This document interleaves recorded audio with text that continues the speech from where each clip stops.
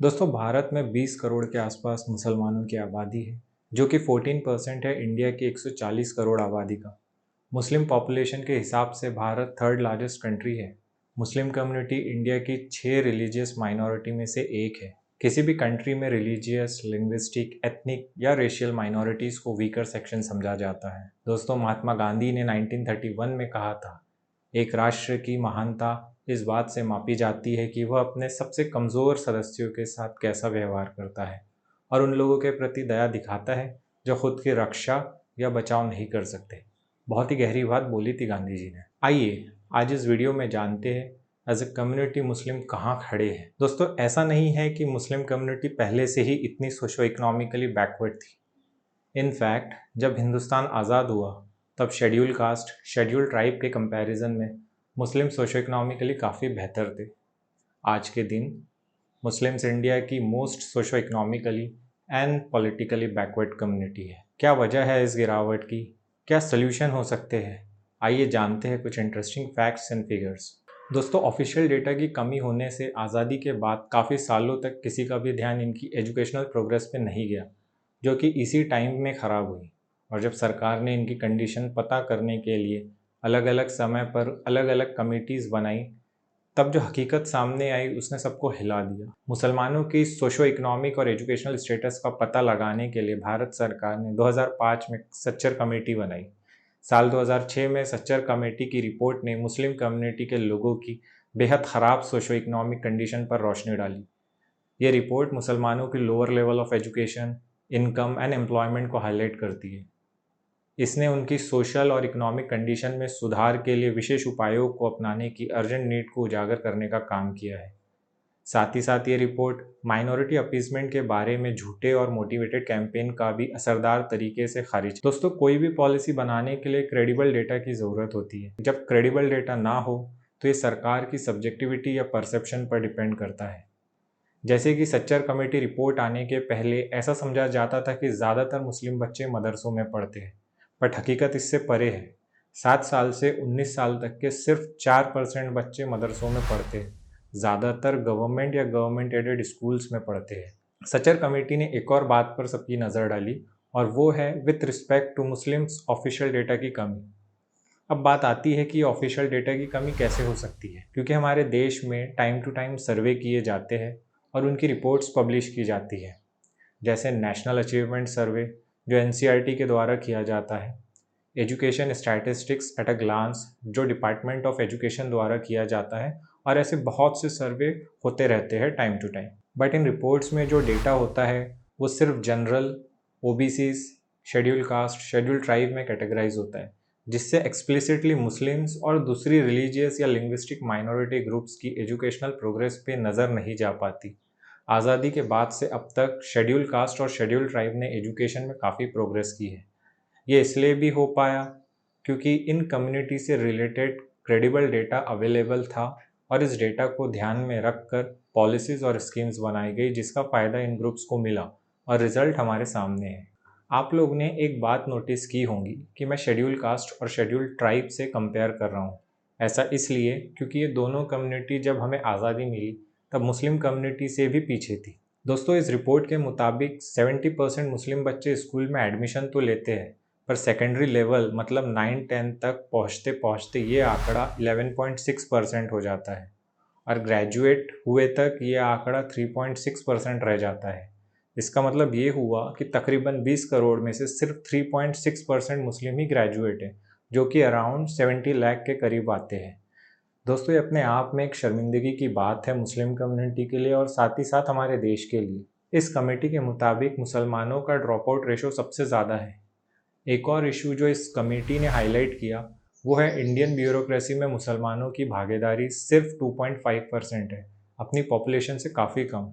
एक और कमीशन जिसने मुसलमानों की ख़राब सोशो इकनॉमिक हालत पे नज़र डाली वो था national commission for religious linguistic minority, जिसकी अध्यक्षता सुप्रीम कोर्ट के former chief justice Ranganath Mishra ने की थी। इस कमीशन को भारत की रिलीजियस एंड लिंग्विस्टिक माइनॉरिटी की educational, economic and social status की स्टडी करने के लिए बनाया गया था, ये कमेटी भी मुसलमानों के सोशो इकोनॉमिक डिसएडवांटेजेस को दूर करने के लिए पॉजिटिव स्टेप्स उठाने की ज़रूरत पर जोर डालती है। सिमिलरली 2017 में नीति आयोग ने मुसलमानों के सोशो इकोनॉमिक स्टेटस पर एक रिपोर्ट रिलीज़ की, जो कि दूसरी कम्युनिटी के कंपैरिजन में मुसलमानों के low level of education employment को दर्शाती है। दोस्तों 1980 से लोकसभा में मुसलमानों का रिप्रेजेंटेशन लगातार नीचे गिर रहा है।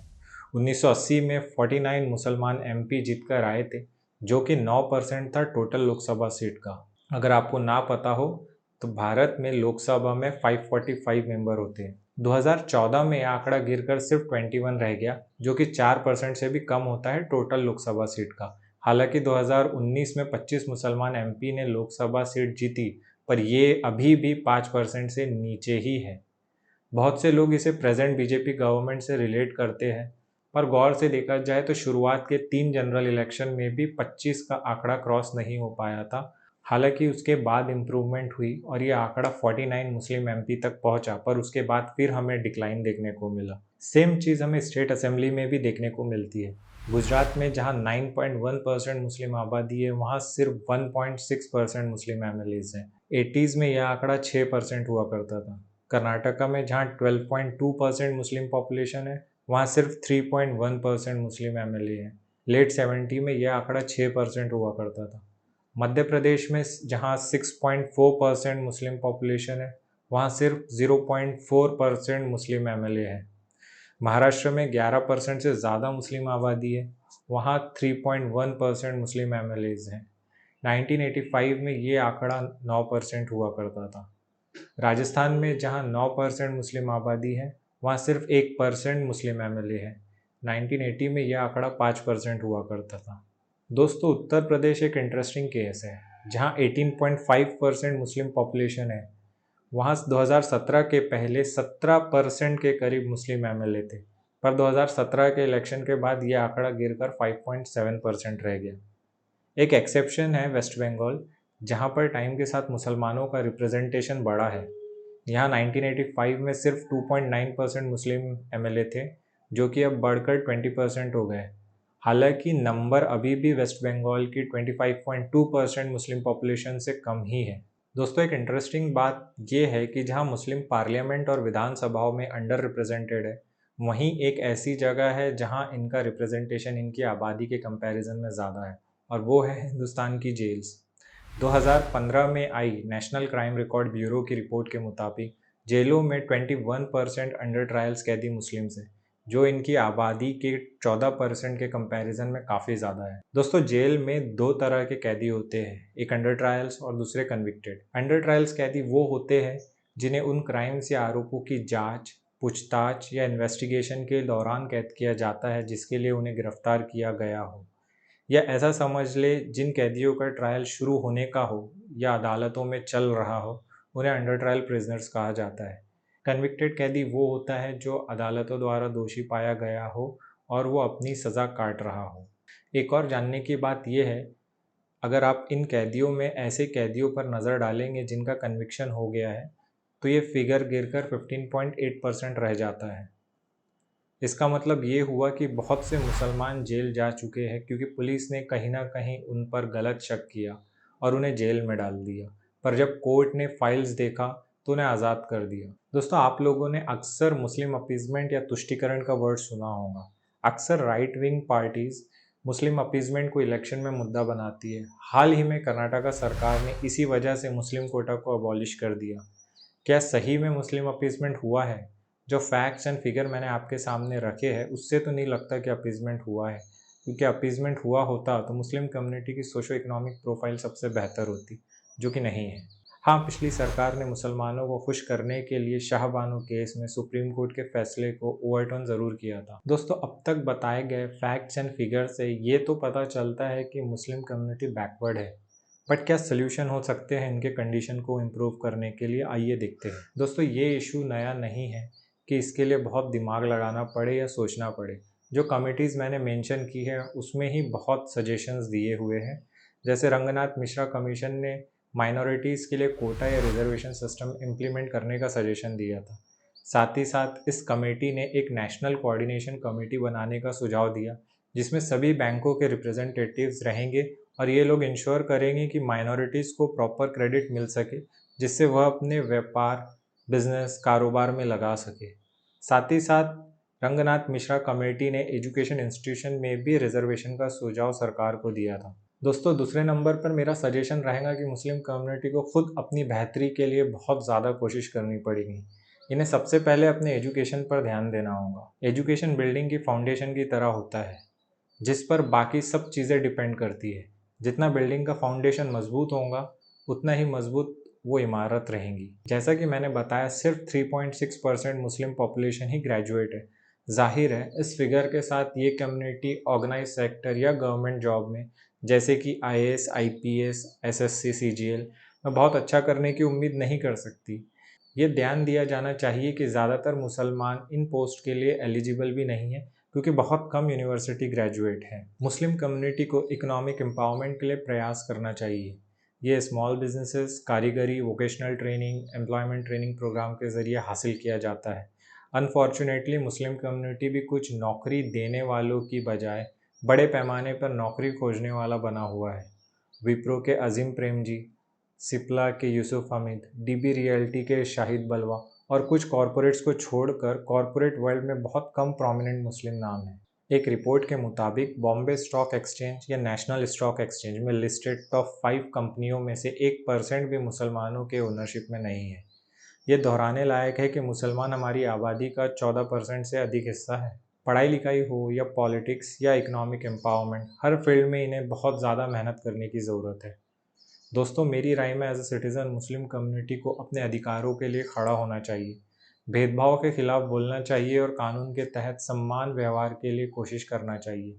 ऐसी पॉलिसीज़ या लॉज जो मुस्लिम कम्युनिटी की लाइफ को अफेक्ट करते हैं, उसे आकार देने के लिए अपनी आवाज़ उठानी चाहिए और अपने वोट का सही इस्तेमाल करना चाहिए।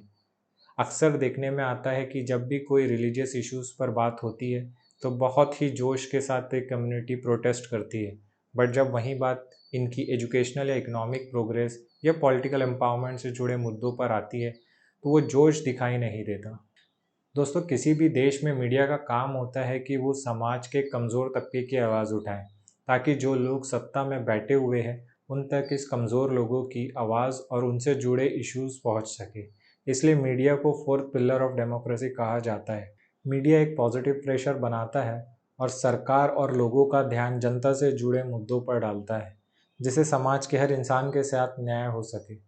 अनफॉर्चुनेटली आज हिंदुस्तान का मीडिया लोगों से जुड़े मुद्दे उठाने की जगह कुछ और ही काम में लगा हुआ है।